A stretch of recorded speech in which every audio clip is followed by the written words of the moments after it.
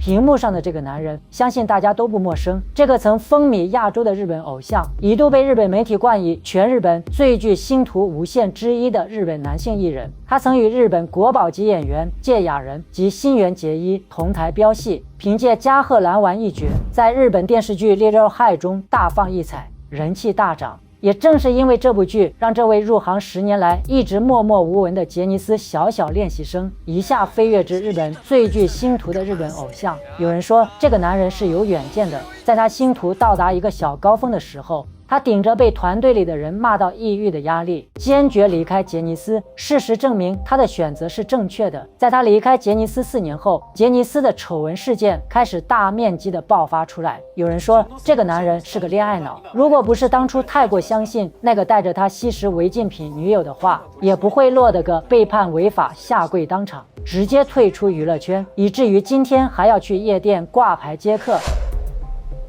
光怪陆离，纷纷扰扰。莫要说是在竞争压力与社会生态相对矛盾的日韩娱乐圈，即使是在思想相对开放的欧美娱乐市场，一位曾经呼风唤雨、注顶云端的顶级偶像人物，真的要抛下面子，端起酒杯，直接用牛郎话术，千方百计地从客人的口袋里掏钱为生，想来多多少少都要经历些激烈的思想斗争吧。更何况查阅资料，你会发现，似乎这个男人并不缺钱，不管是他那个卖石油的爹爹，还是他那个法律界的亲娘，还是说最近他个人的发展状况，都没有办法让人相信他居然需要在牛郎店里挂牌接客。那么问题来了，这个人到底发生了什么事情？还是说牛郎店里有什么特别的东西，对他形成了如此的致命吸引力？鼓励大象马上开始。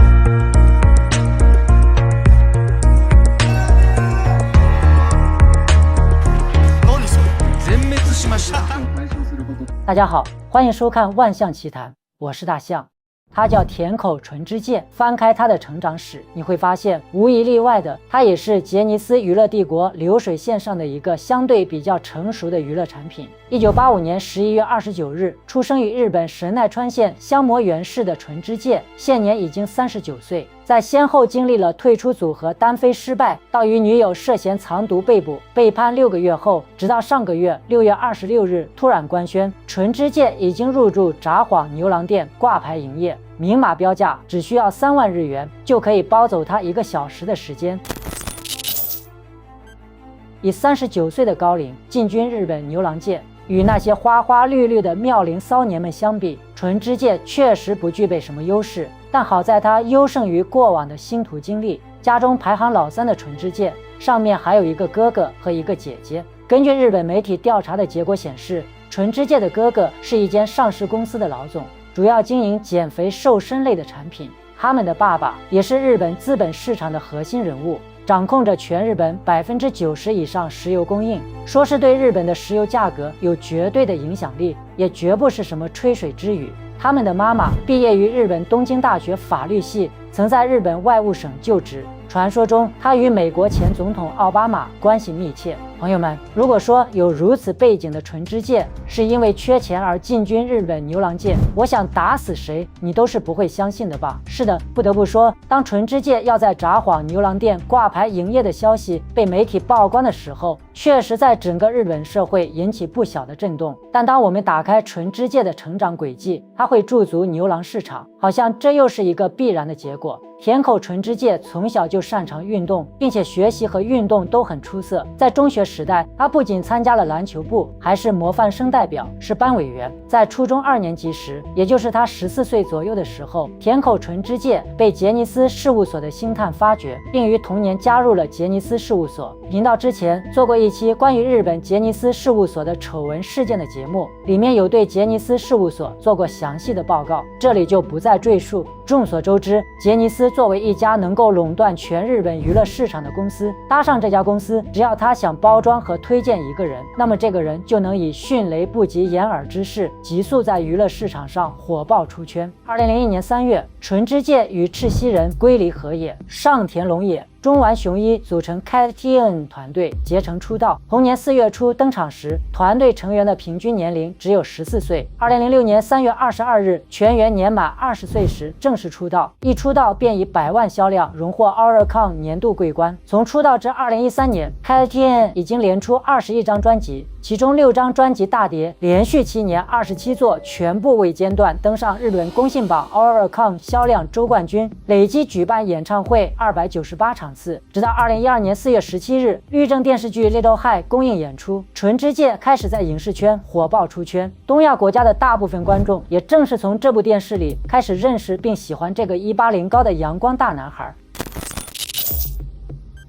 周知，作为杰尼斯的艺人是不可以公开恋情的，但田口纯之介在爱情魔法里绝对是个不顾一切的恋爱脑。早在2007年的时候，纯之介与艺人小岭丽奈的恋情就被纯之介有意的曝光出来。日本媒体分析说，这是诱发纯之介与杰尼斯分道扬镳的主要原因。但纯之介对外宣称，当年与杰尼斯不再续约的原因，则是在2010年开始，CAT-TN 团队的核心成员赤西仁因奉子成婚被杰尼斯封杀后，2013年团队的另一位核心成员田中胜又因违反公司规定被杰尼斯开除，原有的6人成员组合只剩4人。CAT-TN 的成绩逐年下滑，从公司能够拿到的资源也一年不如一年。无奈之下，2015年11月24日，田口纯之介在日本直播节目 S22 中宣布退出 CAT-TN， 从而正式单飞，并于2016年3月末正式离开杰尼斯事务所。很明显，全日本的民众都知道，这是纯之介单方面为了照顾女友小岭丽奈的感情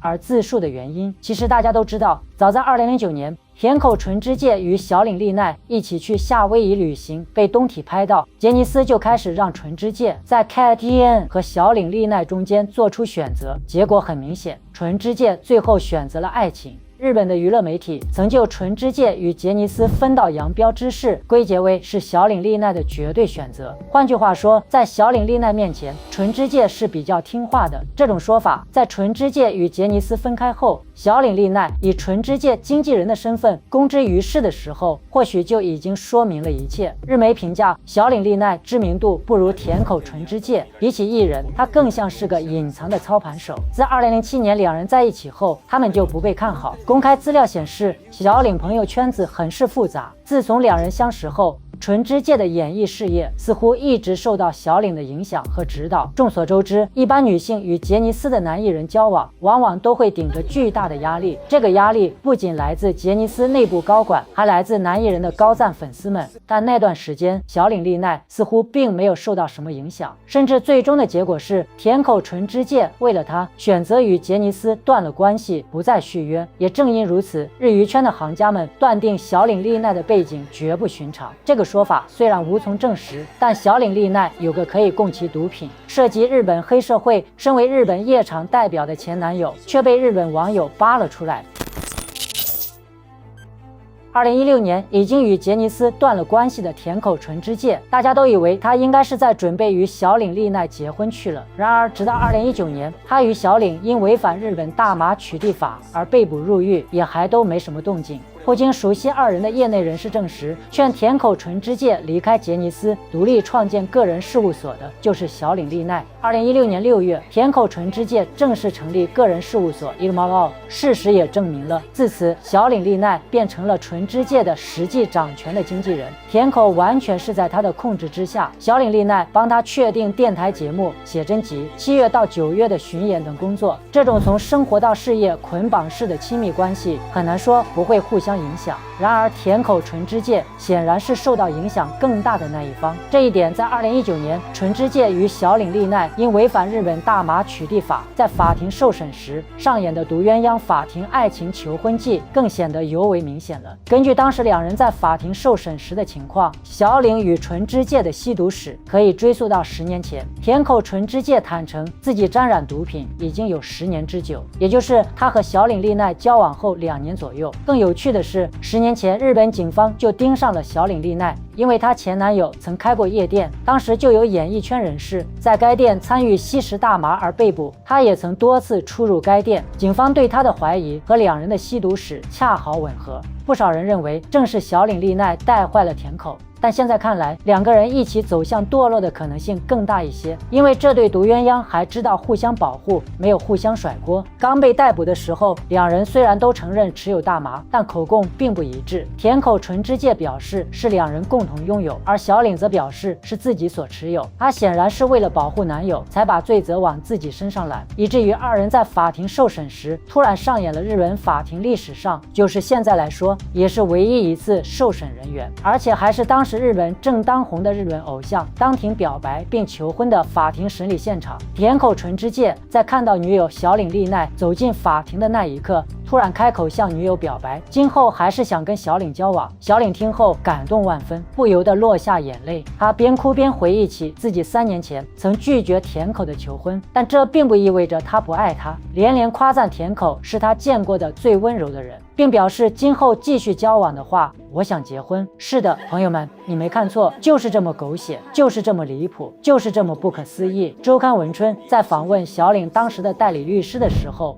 律师曾说，当时小岭是下定决心要与田口分手的，因为只有下定决心划清界限，检察官才有可能相信两人会因为分开才有可能降低再犯的可能性，以此获得减刑，对彼此是最好的考量。但很意外的是，在两人庭审前达成默契的情况下，突然在法庭上演了当庭求婚的迷惑行为，当时律师都直接傻眼了。2019年6月7日，庭审结束后，小岭丽奈与田口纯之介分别交保300万日元，获得保释。在走出东京湾岸署的时候，纯之介突然当着日本众多媒体的面做了一件闻所未闻的事情。他大步走出警署，面向等在现场的众多媒体当场下跪。在日本因为吸毒等丑闻直接下跪道歉的明星，纯之介算是头一个。当时各大日媒的报道纷纷用前所未闻来形容他的这一举动。纯之介一边下跪，一边声嘶力竭地向镜头表示以后绝不再碰毒品，并从即日起停止所有演艺工作，用这段时间来赎罪。ご指導ご鞭撻のほど何卒よろしくお願い申し上げます。本当に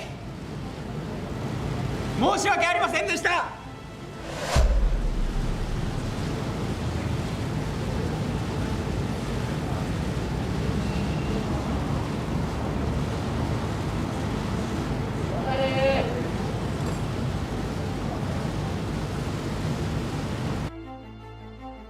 当时的场面相当震撼，全球媒体争相报道的同时，各界人士对此表示非常不好理解。和田秋子在主持节目时提及此事，直言纯之介的下跪道歉行为令人不快。他认为吸毒行为不是道歉就可以原谅的，所以下跪没有意义。搞笑艺人康宁竹山认为，他的下跪看起来太像是在拍电视剧了，只是形式上看起来很漂亮，但谢罪的意思都没有传递出来。日本网友对此行为似乎也都不太买账。有人留言评论说，他本人可能是在认真谢罪，不知道为什么从视频上来看却觉得很滑稽。下跪应该是在伤害了某个人的个人利益时，向当事人受害者个人表达歉意的一种行为。田口要下跪谢罪的话，去粉丝的面前谢罪好了，不应该在公共场合这样。不希望在电视上看到这样的画面。这次的是下跪谢罪，如果下次再犯再被逮捕的话，是不是就得切腹谢罪了？常年吸毒的人不会那么简单就戒得了。很显然，田口纯之介的此次涉毒事件对他的演艺事业造成了不可逆的断崖式的破坏之举。有消息显示，2020年秋天，小岭丽奈再次向田口纯之介提出结婚，但遭到了田口的拒绝。田口纯之介给出的理由是担心结婚会导致粉丝流失，影响自己的事业。就很奇特的是，小岭丽奈就此逐渐淡出日本娱乐圈，反而是田口纯之介在下跪退圈之后，2022年3月做起了职业麻将选手，后又于2023年年初在东京涩谷中心街开启了小酒馆餐厅，做起主理人，对外声称将会亲自端盘为您服务。当然，最炸裂的当属今年6月26日，日本某夜店的社交媒体突然官宣，田口纯之介即将于本月26日在札幌夜店上班。该帖文写道：第一次等待你的指名，意指田口纯之介当晚会首度成为男公关，向价高者得的客人提供服务。其实田口纯之介入驻牛郎店早就有迹可循，早在2023年6月，他就官宣过田口纯之介与第一俱乐部的头牌男公关 K-OUT R 组成了新团体 Nom You， 将在俱乐部公开演出。届时纯之介就已经以夜店董事兼艺术指导的身份活跃于大型夜场，他将会为培养在歌舞伎町演出的男子组合而贡献力量。上个月在纯之介挂牌营业之前，他在接受媒体采访时曾明言多次到访鸭店，觉得气氛很好，客人笑得很开心，又指男公关的存在曾经令 KTN 等男团知名度提升。现在他希望能带旺夜店，并在娱乐产业工作一辈子。他在说什么？我怎么有点听不懂？意思是他会将余生都奉献给牛郎事业了吗？这个决定难道是他与小岭丽奈商量后的共同决定吗？小岭丽奈难道真的愿意与其他女客人共享身边的这个男人吗？我怎么就这么不愿意相信呢？这突然就让我想到了发生在2019年曾震惊整个日本的不死鸟牛郎事件。不知道大家还有没有印象？这起事件当中的女主角高冈由佳是一位只有21岁花样年纪的女孩。他为了支持他所迷恋的牛郎刘月，不惜下海卖身赚钱。高冈每个月至少要花费100万日元在刘月身上，以确保他的业绩和在俱乐部中的地位。然而，刘月并没有像高冈由佳爱他那样喜欢他，而是一直在利用他。同时还和其他女顾客有染。在一次争吵后，高冈由佳用菜刀刺伤了刘月，但最终心软，拨打了报警电话救了他。但这位刘月郎哥在事件后不久就恢复了工作，并将自己改名为不死鸟，一边踩着高冈由佳的伤口，一边宣传自己的传奇经历，用以维持自己在俱乐部的高收家计。其收入排行榜曾多次打败日本牛郎界的夜王罗兰大帝。就很讽刺的是，高冈由佳却被判有期徒刑3年0.6个月，还不能缓刑。不死鸟刘月曾在法庭之上公开叫嚣：我就是玩弄了他的感情，我就是个渣男，那又如何？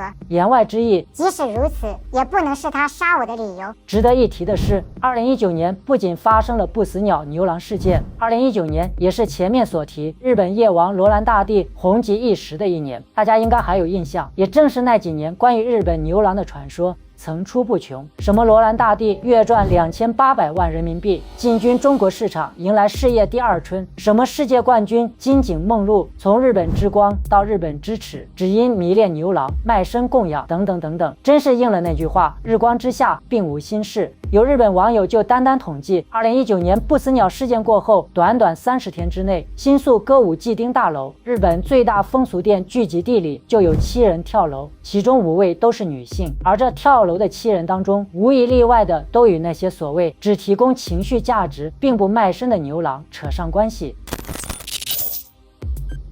英国专业经济类杂志《经济学家》曾对日本独特的夜店牛郎文化用剥削崇拜来形容日本牛郎俱乐部里牛郎与客人之间的关系，甚至杂志的记者用惊愕一词描述日本牛郎俱乐部那些让人无法想象的玻璃邪教。甚至调查的结果，记者的陈词里出现了为什么现代这么多的日本女孩即使倾家荡产出卖身体，也要通过牛郎这种商品来获得亲密关系呢？当然，对于像我们这样与日本为邻已经见怪不怪的东亚国家的人们来说，英国杂志的记者多少有些多见少怪，但杂志的调查数据对于我们理解今天的故事还是提供了很多的帮助。在以往报道日本牛郎的诸多案例当中，他们鼓吹最多的就是日本牛郎在日本是非常正规的合法职业，他们都是卖艺不卖身的正经男公关。但事实真的是这样吗？经济学家杂志的调查当中明确指出，这些所谓男公关不仅陪睡，他们还会根据客人的利用价值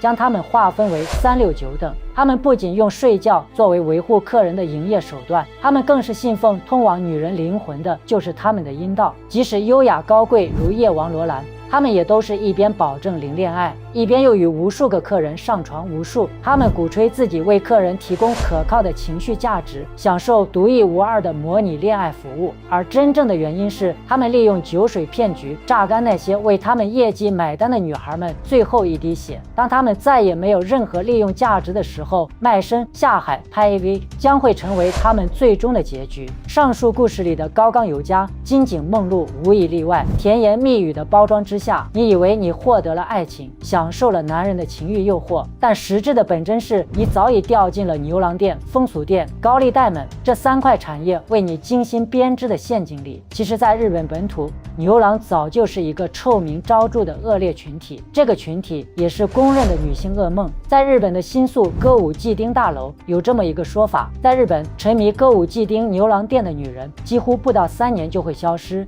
要么负债逃离，要么沦为别处的风俗女，要么就是死无对证，死在日本歌舞会町的女人，直到最后一刻，或许也还都在为他们那些虚假的爱情买上最后一单。经济学家杂志给出过一组数据，依据日本2020年的人口普查，在日本20多岁的女性未婚率超过60%，是上世纪1980年代中期的2倍。另一组调查数据显示，20到49岁的未婚男女中有超过1/3的男女从未谈过恋爱。调查的数据同时指出，日本单身女性之所以会去牛郎俱乐部，主要是因为她们太孤独了，而在牛郎店遇到的爱情，她们在日常生活中是绝对不会遇到的。大部分的人都会以为光临牛郎店的女性一定都是非常有钱或是上了年纪的女人，但事实刚好相反，落入牛郎千层套路的日本女孩超过80%都是20到35岁左右年轻的女孩。经济学家杂志用邪教崇拜这个词组对日本的牛郎市场做出最后总结。杂志表述，日本的牛郎市场为全世界极其少见的一种流行文化，这些牛郎们在2000年后开始逐渐公开地出现在日本的电视节目当中。如今这些男公关可以光明正大的在社交媒体上拥有数量庞大的追随者，广告牌和广告车可以公开悬挂牛郎们的美艳照片。现如今，这个光鲜亮丽、明艳动人的所谓男公关的队伍里，又多了一位曾经最具星途的日本偶像。不知道下一个为其醉生梦死的女孩将会在何方何时，又会以何种悲剧的情景展现于世。到那时，作为女友的小岭丽奈将又会如何回应？朋友们，从今天开始，只需要3万日元，你就可以包下田口纯之介1个小时的时间。不知道那些曾花了数十万日币只为买下他一张握手券的粉丝们，现如今又会作何感想？以上，感谢收看今天的节目，记得订阅万象的频道，平安喜乐。